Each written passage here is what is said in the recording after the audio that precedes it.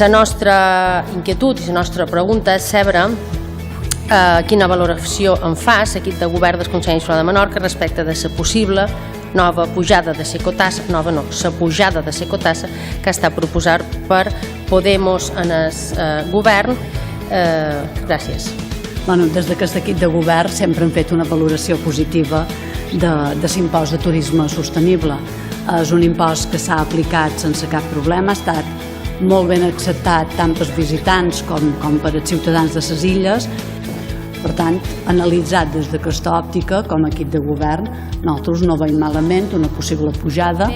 I no eren previsions catastrofistes que deien nosaltres, sinó que ara estem a èpoques de vaques més bé grasses i nosaltres tenim, jo crec que l'ecotassa no pot anar a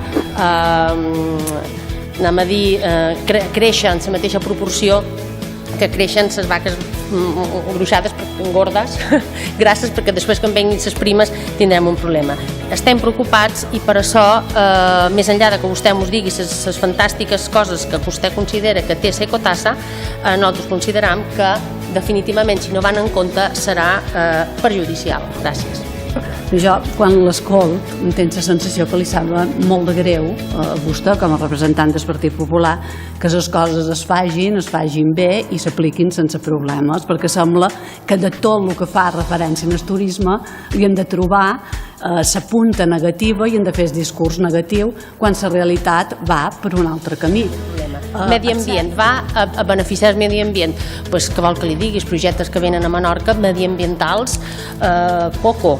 I jo li vull recordar un dels projectes més importants que s'han duit a Menorca, en aquest cas impulsat per el govern balear, ha estat la recàrrega d'aqüífers. A part d'una millora d'un manteniment i rehabilitació del camí de cavalls i després també la part patrimonial. L'impost de turisme sostenible té una sèrie de línies.